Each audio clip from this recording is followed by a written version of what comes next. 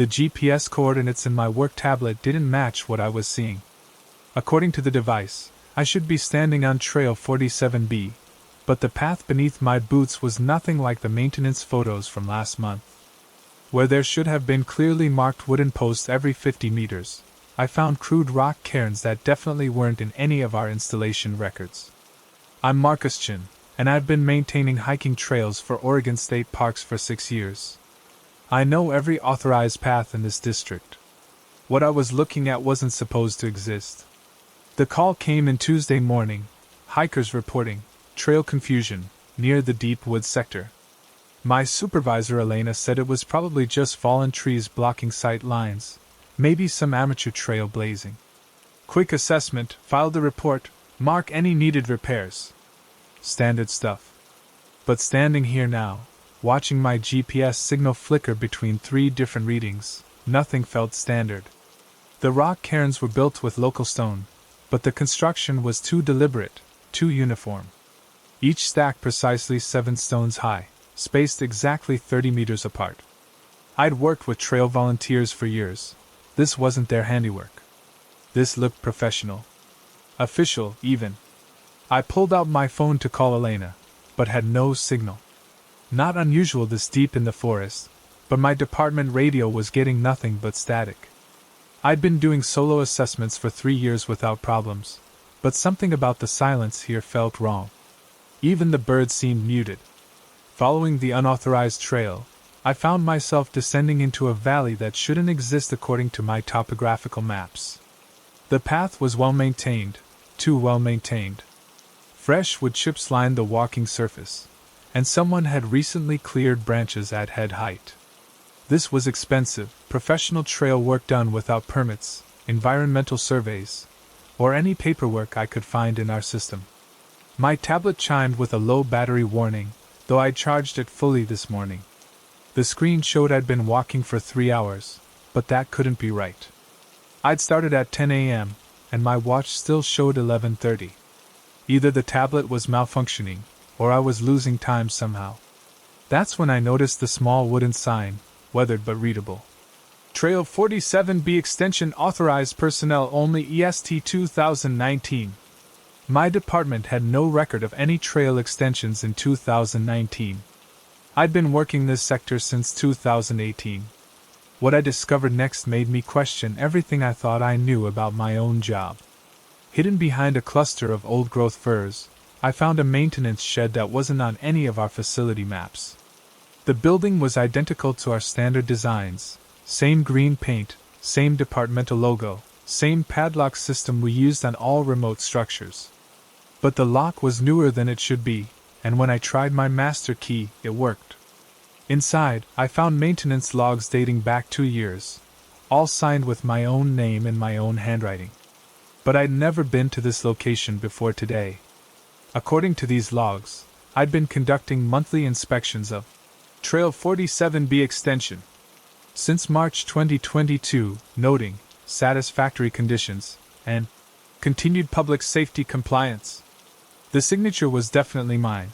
I recognized the way I dotted my I's, the slight leftward slant of my letters. But I had no memory of writing these reports, visiting this location, or even knowing this trail existed. My hands shook as I photographed page after page of documentation that should have been impossible.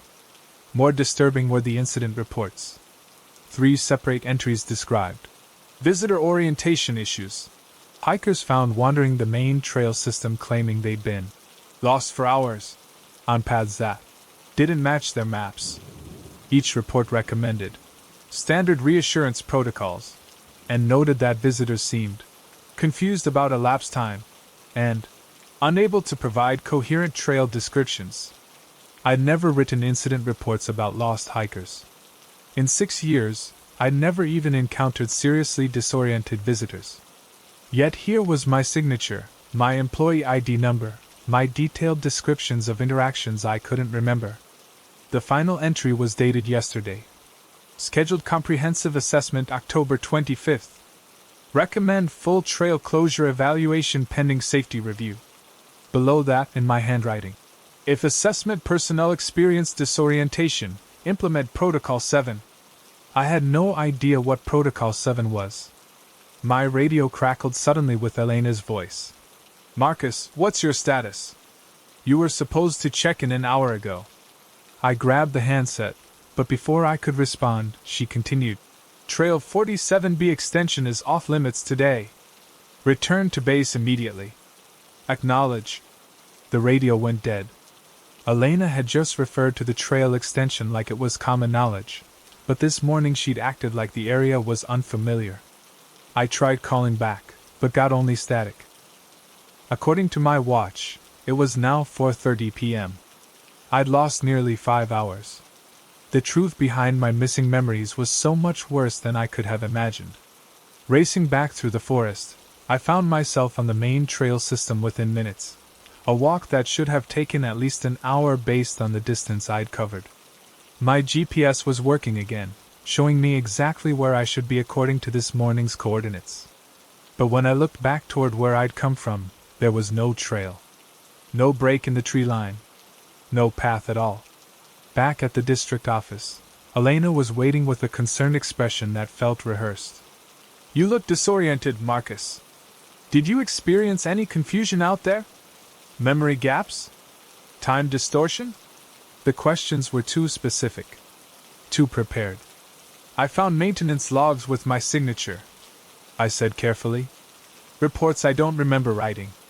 Elena nodded like she'd expected this. It happens sometimes in that sector. Equipment malfunctions, GPS errors.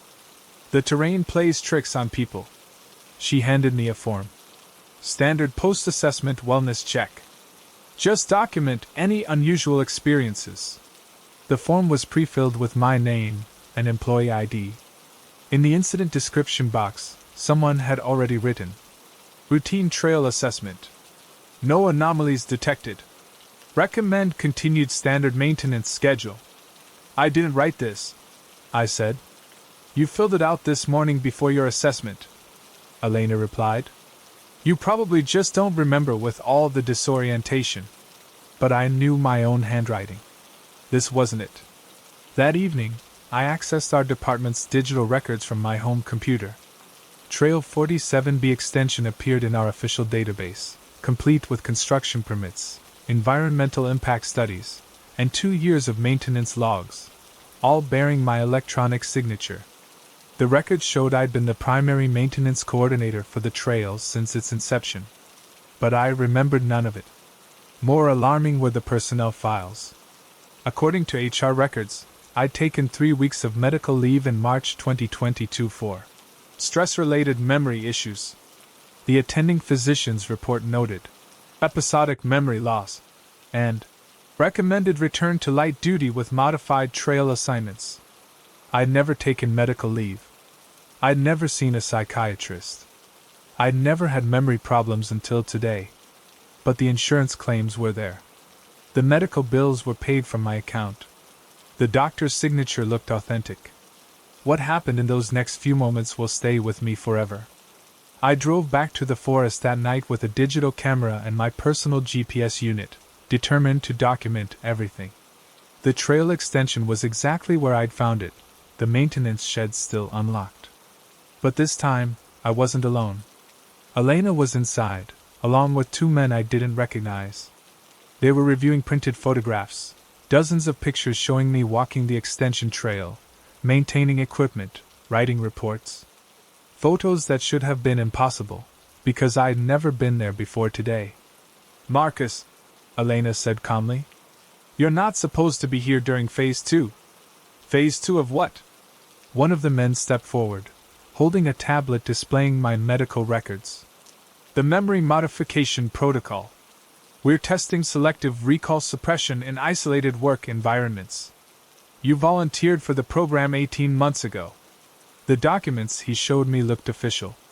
My signature appeared on consent forms, liability waivers, and participation agreements for something called cognitive load management research. According to the paperwork, I'd agreed to have my memories of specific work assignments temporarily suppressed to study the effects of reduced mental stress on job performance. The trail extension doesn't exist, Elena explained. It's a controlled simulation. Your maintenance work here is part of the study. We suppress your memory of these assignments between sessions to measure how effectively you can perform familiar tasks without the burden of accumulated work stress. But I found my own reports.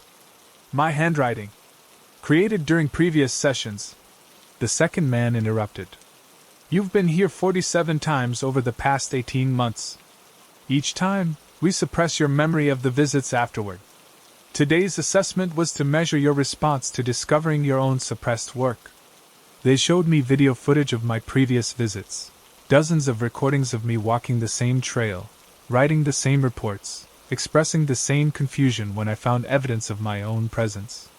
In every video, I looked exactly as bewildered as I felt now.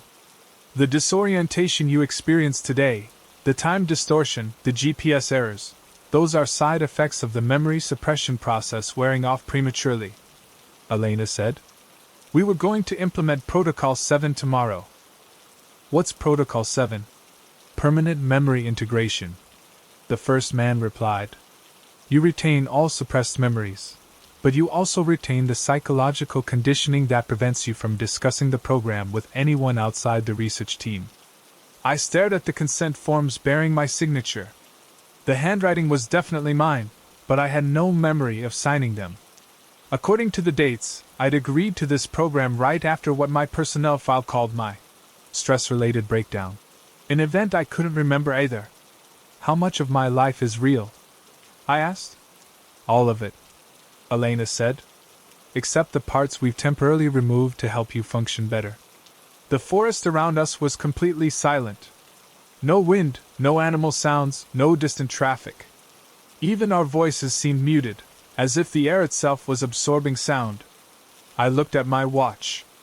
It was 11:30 p.m., but I could have sworn we'd been talking for only a few minutes. The memory suppression is beginning again. One of the men observed, checking his tablet. He's losing temporal continuity. Elena nodded and handed me a small device that looked like a hearing aid. This will make the transition smoother. Tomorrow, you'll remember only that today's assessment was routine. No anomalies detected. As I held the device, I felt my recent memories becoming hazy. The maintenance shed started to look unfamiliar. The faces around me were becoming harder to place. Will I remember agreeing to this program? I asked, though I wasn't sure why I was asking. You ask that question every time, Elena replied gently. And the answer is always the same. I couldn't remember what the question had been. The next morning, I woke in my own bed with no memory of how I'd gotten there. My work tablet showed that yesterday's trail assessment had been completed successfully. Trail 47B was marked as routine maintenance, no issues detected. I felt rested and stress-free for the first time in months. But I kept finding muddy boots by my front door that I didn't remember wearing. The trail camera footage showed a man no taller than my waist walking past at 3:17 a.m. He moved with purpose through the forest, carrying what looked like a child's backpack, but his face in the infrared wasn't childlike at all. It was weathered, bearded, and watching the camera with an intelligence that made my stomach drop. I'm Sarah Martinez, and I've been documenting wildlife migration patterns in Oregon's Cascade Range for the past 4 years. My research grant requires monitoring nocturnal animal movement, which means dozens of motion-activated cameras scattered throughout a 50-square-mile area of old-growth forest. In 4 years, I'd captured thousands of hours of deer, elk, bears, and coyotes. I'd never captured footage of a person, especially not someone who seemed to know exactly where my cameras were positioned. The timestamp showed he'd triggered camera 7 at 3:17 a.m., camera 12 at 3:33 a.m., and camera 18 at 3:51 a.m. The spacing was mathematically perfect. He was moving in a straight line through dense forest with no marked trails, covering exactly 1 mile every 16 minutes. In complete darkness. Without a flashlight. But what disturbed me most was how he looked directly into each camera as he passed. Not the startled glance of someone accidentally caught, a deliberate, sustained stare that lasted exactly 5 seconds at each location. My research station was a converted ranger cabin 12 miles from the nearest road. I'd chosen the isolation specifically to avoid human interference with my wildlife studies. The closest neighbor was supposed to be 30 miles away in the town of Millfield. Yet someone had been walking past my cameras for weeks. I scrolled through archived footage, searching for previous appearances. There, camera 4, 2 weeks ago. Same man, same purposeful stride, same 5-second stare. Camera 11, 3 days later. Camera 6, last Tuesday. Each time moving through different sectors of my study area, always in the early morning hours, always looking directly at the cameras. The pattern was too systematic to be coincidental. He knew my research grid. He was following my equipment placement with scientific precision. My satellite internet connection was slow but functional enough to run facial recognition software through the university database. After 6 hours of processing, the results came back empty. No matches in any law enforcement database, missing persons reports, or university identification systems. According to every official record I could access, this man didn't exist. But the cameras didn't lie. And neither did the other evidence I was starting to notice. Small items around my cabin had been moved.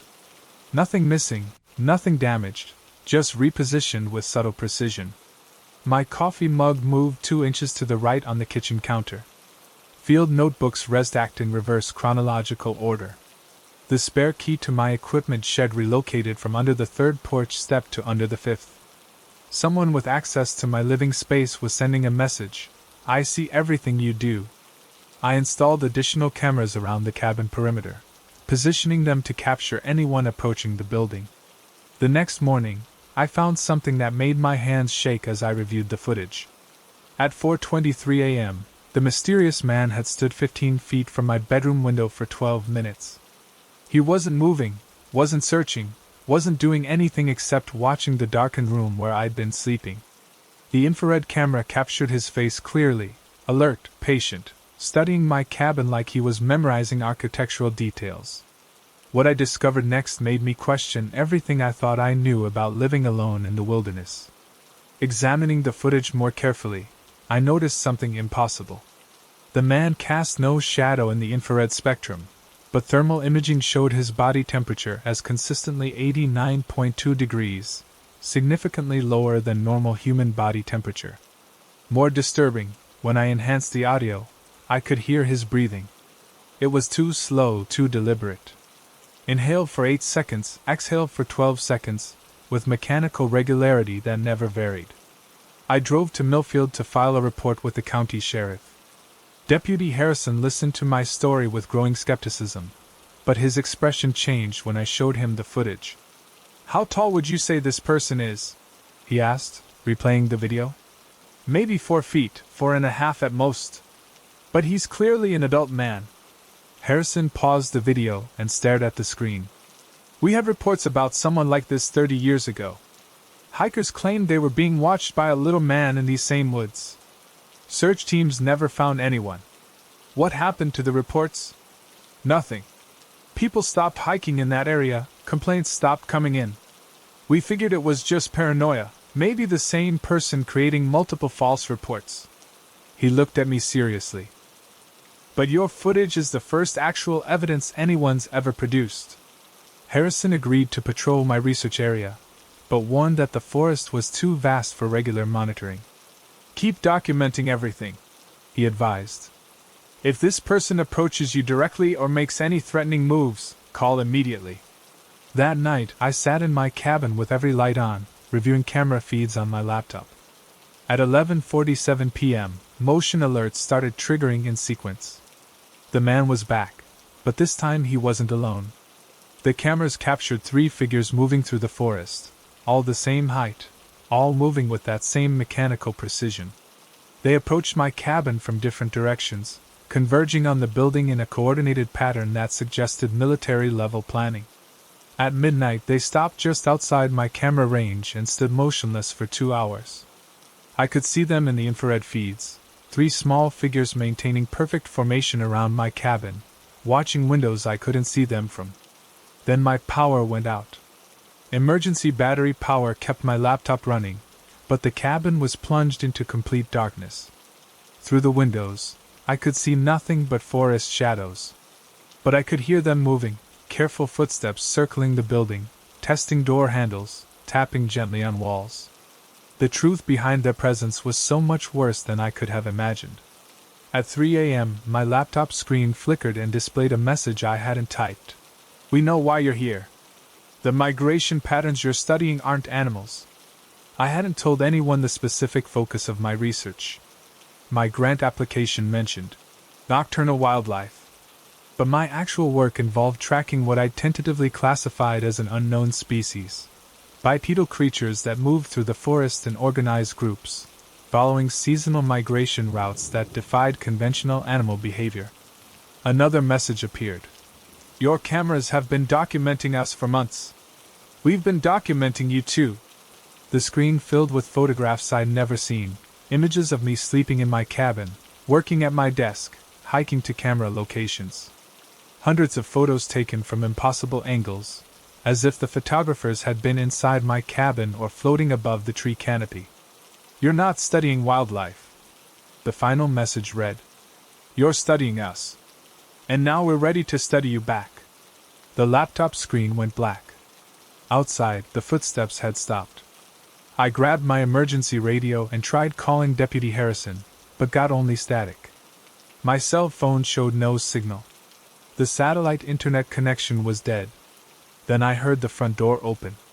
I'd locked it. I'd checked it 3 times. But the hinges creaked slowly as someone entered my cabin. "Dr. Martinez," a voice called softly.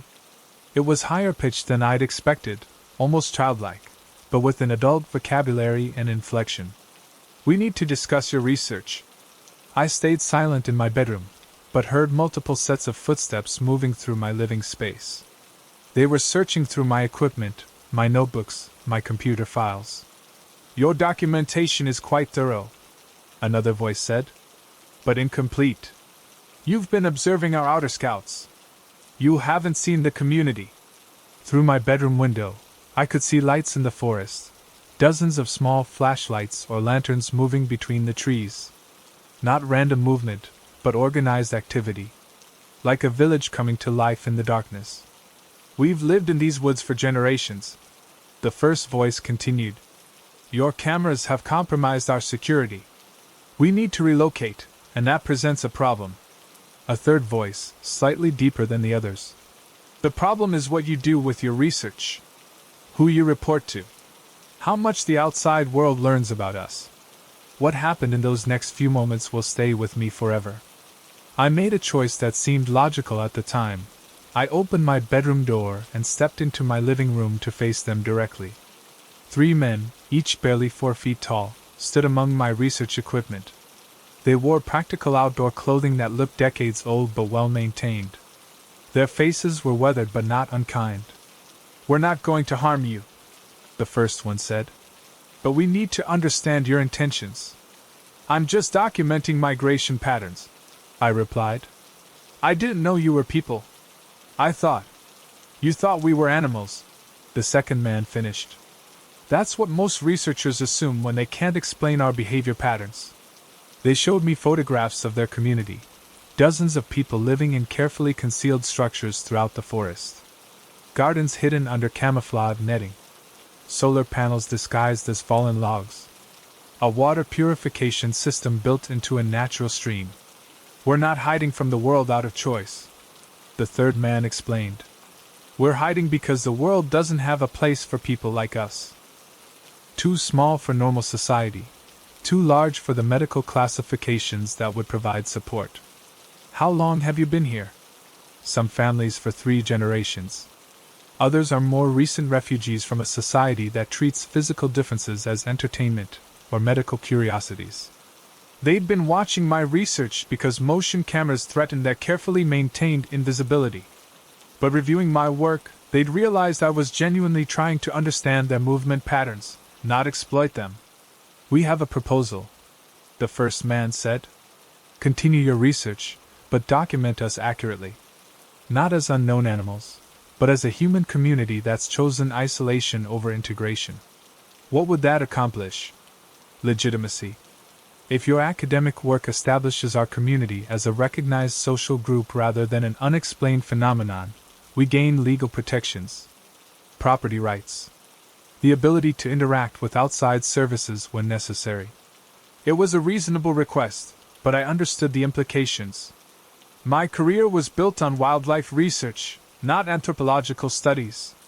Publishing work about a hidden human community would require extensive ethical reviews, community consent protocols, and collaboration with social scientists.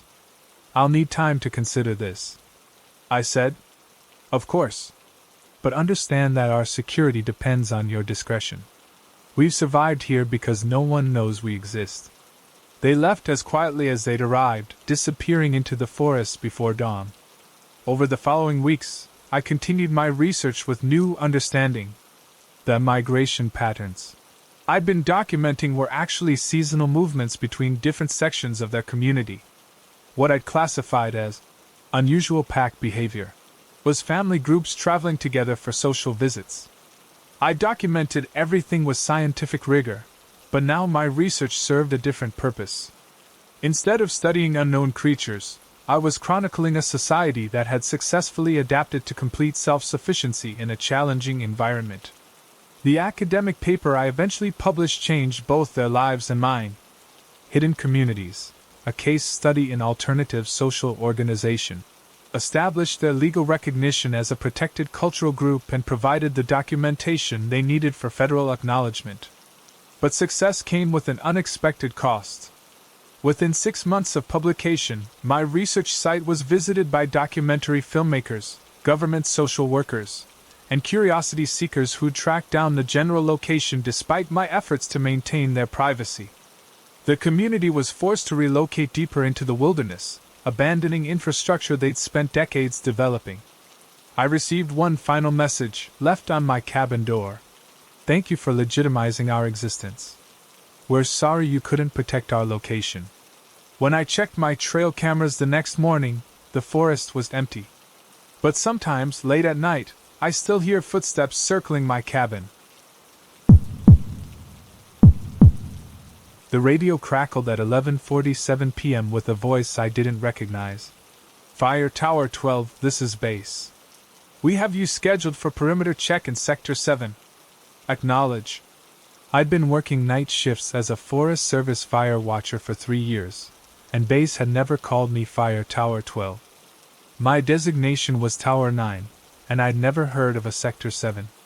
I'm Jake Morrison, and I know every protocol, every radio code, every sector designation in the Clearwater National Forest. What I was hearing shouldn't exist. Base, this is Tower 9. I responded. I think you have the wrong station. There's no Tower 12 in this district. Static filled the radio for 30 seconds before the voice returned. Tower 9, disregard previous transmission. Maintain standard fire watch protocols. But the voice was different now, familiar. It was my supervisor Tom's voice, though Tom worked day shifts and should have been home asleep. I'd taken the night fire watch position specifically because it was solitary work. 12-hour shifts alone in a 70-foot observation tower, scanning for smoke, monitoring weather conditions, and maintaining radio contact with the ranger station every 2 hours. Simple, predictable, and perfectly suited for someone who preferred isolation to office politics. But sitting in my tower that night, surrounded by miles of dark forest, nothing felt predictable anymore. My logbook showed that I'd made my 10 p.m. check-in, noting clear skies and no fire hazards. But I had no memory of the radio conversation. According to my handwritten notes, I'd spoken with base at 10:03 p.m. and received routine acknowledgement. No mention of Tower 12 or unknown sectors. I'd been keeping meticulous records for 3 years. My memory was reliable, my procedures consistent. Yet here was evidence in my own handwriting of conversations I couldn't remember. The radio crackled again at midnight. All stations, we have reports of unauthorized personnel in the forest. If you observe any individuals on foot after dark, report immediately but do not approach. This time it was definitely Tom's voice, but the protocol was wrong. We never issued alerts about unauthorized personnel, That was park ranger jurisdiction, not fire service. Through my binoculars, I scanned the forest below. The moonlight illuminated the canopy well enough to spot movement, but everything appeared normal. Then I noticed something that made me focus more carefully on the tree line near the access road. A light was moving through the forest about 2 miles east of my tower. Not the random bobbing of a lost hiker with a flashlight, but steady, purposeful movement following what looked like an established path. But there were no authorized trails in that area, just dense old-growth forest that required bushwhacking to navigate. I radioed the sighting to base, but got no response. Not even static. The radio appeared to be functioning, all indicator lights were green, antenna connection was secure. But when I tried raising any station, I got complete silence. That's when I noticed my logbook was open to tomorrow's date, with entries already filled in. According to my own handwriting, I documented the moving light at 12:17 a.m., noted routine patrol activity, and received standard acknowledgement from base at 12:20 a.m. It was currently 12:15 a.m. I was reading my own account of events that hadn't happened yet. What I discovered next made me question everything I thought I knew about my job.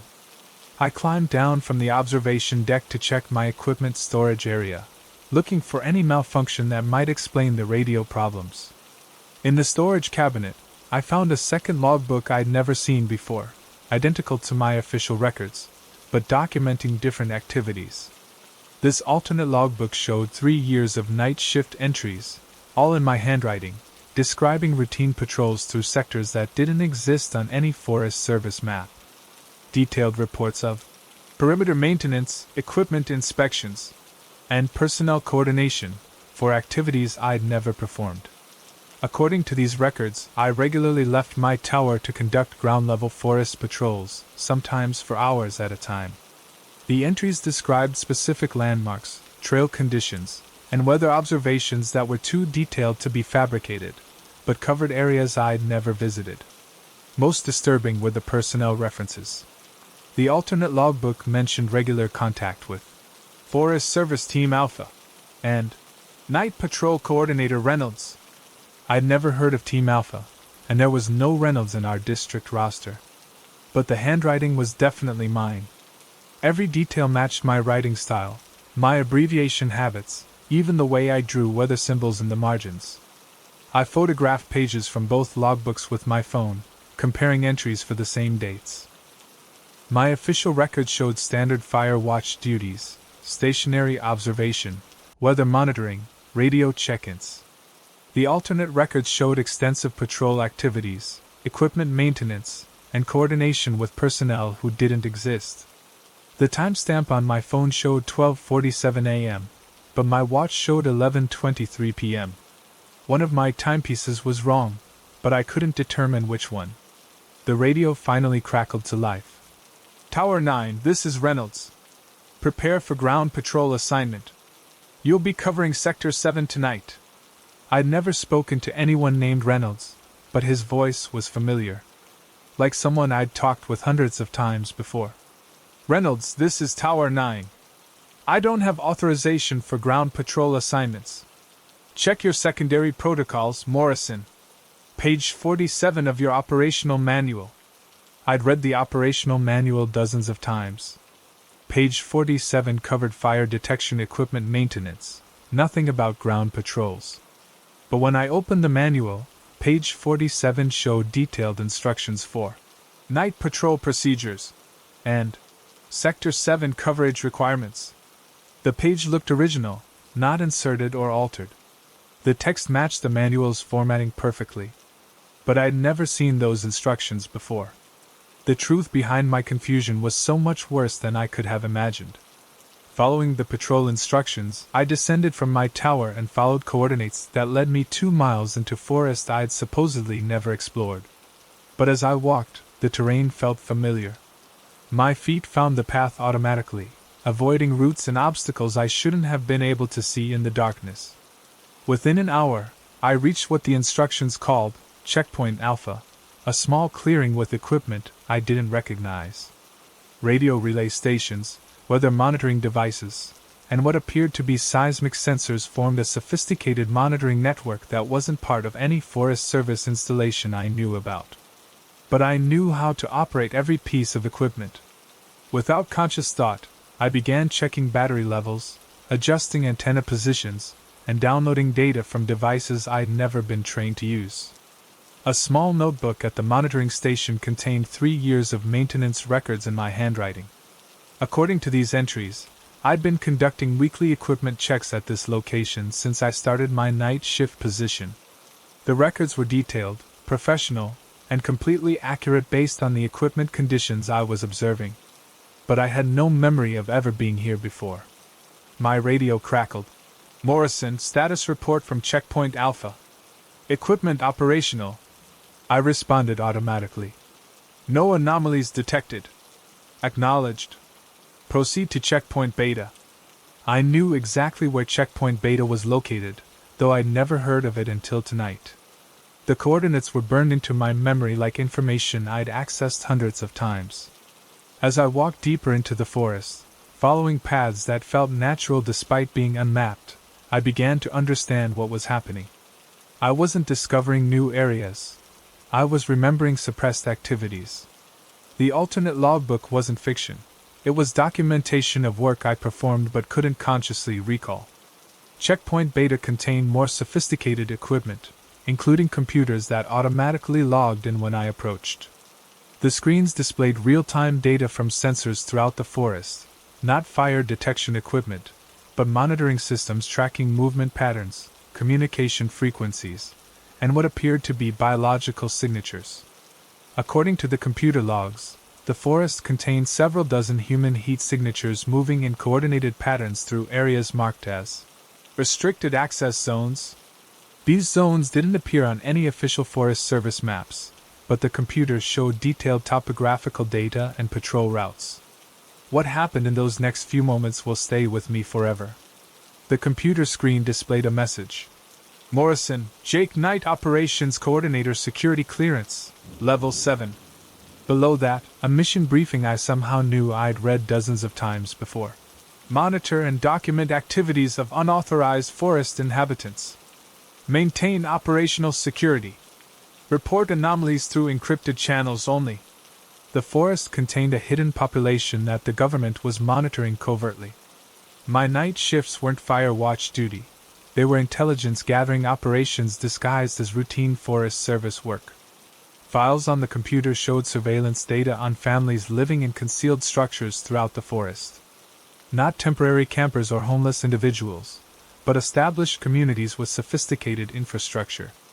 Solar power systems, water purification, hydroponics gardens, and communication networks that operated completely outside official oversight. The people I'd been monitoring weren't criminals or security threats. They were families who'd chosen to live independently of mainstream society, supporting themselves through sustainable forest management and small-scale agriculture. But according to my mission files, they represented potential domestic security concerns and unauthorized land usage requiring ongoing assessment. For 3 years, I'd been conducting covert surveillance on American citizens whose only crime was choosing self-sufficiency over government dependence. As I reviewed the surveillance files, I found detailed personality profiles on individuals I'd apparently observed for months. Children's daily routines, family structures, resource acquisition methods, and behavioral patterns were documented with scientific precision. The most disturbing file was labeled Morrison, Jake's Psychological Profile Memory Management Protocol. According to this document, I'd volunteered for experimental memory suppression that allowed me to conduct covert operations without conscious awareness, preventing the psychological stress associated with long-term surveillance work. Every night, I performed intelligence gathering activities that my conscious mind forgot by morning. My official fire watch duties were cover for operations I couldn't remember participating in. But tonight, the memory suppression was failing. The computer showed error messages indicating psychological conditioning degradation and memory integration anomalies. I was remembering 3 years of covert activities that I'd agreed to forget. The radio crackled one final time. "Morrison, Return to base immediately. Memory integration protocol requires immediate implementation. I looked at the computer screen showing dozens of heat signatures moving through the forest. Families going about their evening routines, unaware they were being monitored by someone who didn't even remember watching them. I had seconds to decide whether to return to base for memory suppression, or maintain my newfound awareness of activities I'd been conducting without consent. The choice would determine whether I remained an unknowing participant in covert surveillance, or became consciously complicit in monitoring innocent people who'd chosen privacy over government oversight. I turned off the computer and started walking deeper into the forest. Behind me, my radio was calling my name repeatedly. But I was finally walking toward the truth instead of away from it. The chainsaw blade hit something that wasn't wood at exactly 6:23 a.m. The impact sent a shock through my arms that nearly knocked me off balance, and when I pulled the saw back, there was human hair wrapped around the chain. Long, dark strands that definitely hadn't been there when I started cutting this Douglas fir. I'm Mike Castellanos, crew chief for Pacific Northwest Timber, and I've been falling trees for 15 years. I know the difference between hitting a knot, a nail, or something that doesn't belong in living wood. What I pulled out of that saw chain made my stomach drop. The tree was marked for harvest in Zone 7, part of a sustainable logging operation that we'd been working for 3 months. Standard procedure, GPS coordinates, environmental clearance, selective cutting to maintain forest health. But this morning, everything felt wrong from the moment we arrived at the work site. My crew of 6 had been working this contract since August, clearing designated sections of overgrown forest to prevent wildfire damage. We knew every tree, every access road, every marked boundary in our assigned territory. What we found in Zone 7 shouldn't have been possible. The GPS coordinates led us to a grove of old-growth timber that wasn't on any of our harvest maps. These trees were massive, centuries old, far beyond the 40-year rotation cycle that defined our sustainable cutting areas. According to our paperwork, we should have been working second-growth forests planted in the 1980s. But standing among trees that predated European settlement, holding a harvest order that specifically marked these ancient giants for removal, we faced an impossible situation. "Chief, something's not right here," said Danny Reeves, my lead climber. "These trees are protected old growth. We can't touch them without federal permits." I checked our work order again. Zone 7 was clearly marked for immediate harvest, priority removal. The signatures looked authentic, the environmental impact assessments were properly filed, and our insurance covered the operation. But the trees we were looking at should have been under federal protection. "Let me call the office," I told the crew. But when I tried my satellite phone, I got a recording I'd never heard before. "Pacific Northwest timber operations are currently suspended pending regulatory review. All crews should return to base immediately." I'd talked to dispatch that morning at 5:30 a.m. They'd confirmed our work schedule and given us clearance for Zone 7. But according to this recording, our entire operation had been shut down. The rest of my crew tried their phones and got the same message. But our radios were working fine, and when Danny called his wife, the call went through normally. Only calls to our company triggered the suspension recording. That's when I noticed the marking paint on the trees was fresh, applied within the last few hours. Someone had been in these woods before dawn, marking harvest targets that weren't on our original survey. What I discovered next made me question everything I thought I knew about our logging contract. I walked the perimeter of Zone 7, following GPS coordinates that led me in a perfect circle around the grove. Every 50 meters I found survey stakes that weren't in our original site plan. Professional placement, proper flagging, accurate measurements, but installed by someone who wasn't part of our crew. The stakes formed a harvesting boundary around exactly 47 trees, each one marked with fresh orange paint in the pattern our company used for priority removal. But our environmental survey had identified only 12 trees approved for cutting in this sector. More disturbing, the additional 35 trees weren't random selections. They formed a precise geometric pattern when viewed from above, a pattern that would be invisible from ground level but clearly deliberate when mapped. Someone with access to aerial photography and professional forestry training had marked these trees for removal according to a design we weren't authorized to implement.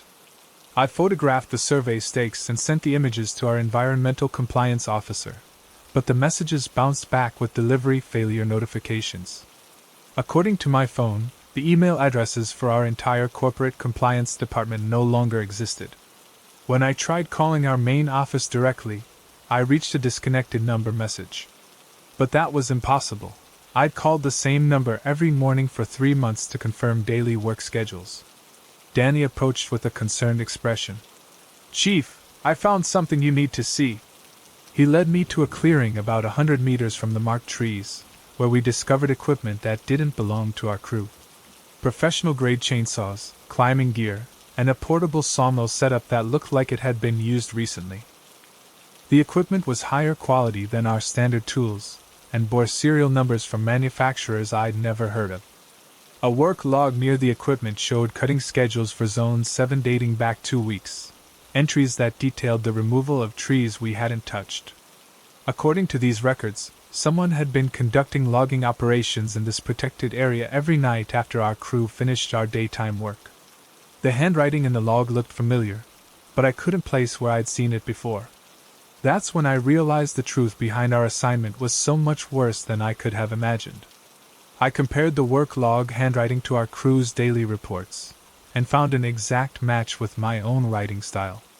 The nighttime logging records were written in my handwriting, documenting activities I had no memory of performing. According to these phantom records, I'd been leading a second crew through Zone 7 every night for 2 weeks, cutting trees under cover of darkness and processing the lumber through illegal channels. The logs detailed coordination with black market timber buyers, bribes paid to forestry inspectors, and systematic harvesting of protected old-growth forests. But I'd never participated in illegal logging operations. I'd never even heard of the buyers mentioned in the records. Yet the documentation was detailed, professional, and written in my unmistakable handwriting. I gathered my crew and showed them the evidence. Each man found similar records in their own handwriting, documenting nighttime activities none of them could remember. Danny's climbing reports detailed accessing trees that would have required hours of dangerous work. Tom's equipment maintenance logs showed servicing machinery we didn't own. "This is impossible," said Carlos, our youngest crew member. "I was home with my family every night. My wife can verify that." But when Carlos called his wife to confirm his alibi, she told him he'd been working overtime every night for 2 weeks, coming home after midnight exhausted and covered in sawdust. What happened in those next few moments will stay with me forever. We discovered a hidden camera system monitoring our work site, professional surveillance equipment that had been documenting our daytime activities for months. But reviewing the recorded footage, we found something that shattered our understanding of reality. The cameras showed us returning to Zone 7 every night at 11 p.m., working until dawn with mechanical efficiency. We moved like people following memorized routines, cutting specific trees, processing lumber, and loading it onto trucks that arrived on schedule. But none of us looked like ourselves in the footage. Our movements were too precise, too coordinated. We worked without conversation, without breaks, without the casual interaction that defined our normal crew dynamics. We were watching ourselves perform like programmed machines, carrying out operations we couldn't remember agreeing to participate in. "That's not us," Danny whispered, staring at the footage. "That's something wearing our faces." But the biometric scanners on our equipment confirmed our identities. The GPS tracking in our company vehicles showed us at the work site during the recorded hours. Our company insurance had been billing for the overtime hours we couldn't remember working. According to every official record, we'd been conducting illegal logging operations for weeks while remaining completely unaware of our own actions. I made a choice that seemed logical at the time. I called the sheriff's department to report the illegal activity, even though it implicated my own crew. But when Deputy Martinez arrived to investigate, he reviewed our evidence with growing confusion. "According to our records, you filed a complaint about illegal logging in this area 2 weeks ago," he said. "We investigated and found no evidence of wrongdoing. You signed off on the case closure yourself." He showed me a complaint form with my signature, reporting suspicious nighttime activity in Zone 7. The investigation report concluded that the activity was authorized overtime work conducted by Pacific Northwest Timber under proper permits. I'd apparently reported my own crew's illegal activity, then accepted the investigation's conclusion that we were operating legally. Mr. Castellanos, are you experiencing any memory problems? Confusion about your work schedule? We've had several reports this month about people in this area forgetting significant periods of time. Martinez explained that the county had received dozens of reports from residents who couldn't account for hours or days of their recent activities. Medical exams showed no signs of drug use or neurological problems, but people were losing time in consistent patterns. It seems to affect people who work in the deep forest areas, he said. Loggers, rangers, researchers. Always the same symptoms: missing memories, evidence of activities they can't recall, paperwork signed in their own handwriting for things they never agreed to do. The final piece of the puzzle changed everything, and there was no going back. Martinez showed us a map of the affected area, marking locations where people had reported memory loss and unexplained activities. The incidents formed a perfect circle around a military research facility that had been conducting classified experiments on environmental adaptation and cognitive modification. According to declassified documents Martinez had obtained through FOIA requests, the facility was testing methods of selective memory modification in isolated populations to study the effects of suppressed traumatic memories on worker productivity.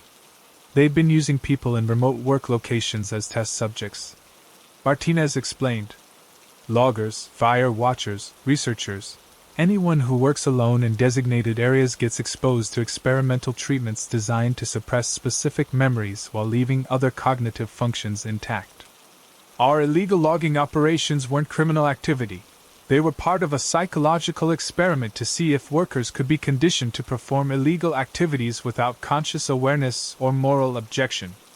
We've been unknowingly participating in government research on memory manipulation and behavioral control. Martinez offered us protection if we agreed to testify about our experiences, but warned that the research program was still active. The memory suppression might reverse spontaneously, or they might decide to make it permanent to protect the program. Standing in Zone 7, surrounded by ancient trees marked for illegal harvest, looking at surveillance footage of ourselves performing activities we couldn't remember, we faced an impossible choice. We could report the illegal research and risk having our memories permanently altered to protect classified operations. Or we could return to our normal lives and pretend we'd never discovered the truth about our lost time. I looked at my crew, 5 men who trusted me to keep them safe, who had families depending on their income, who just wanted to do honest work in the forests they loved. The trees around us whispered in the wind like voices we'd forgotten how to hear. I turned off our radios and led my crew deeper into the woods. Thanks so much for watching. I can't express enough how much your support means. The likes, the comments, it all really helps the channel grow. If you enjoyed the video, make sure to hit that like button and share your thoughts in the comments below. I always take the time to read them. And don't forget to subscribe so you never miss out on any new videos. See you next time.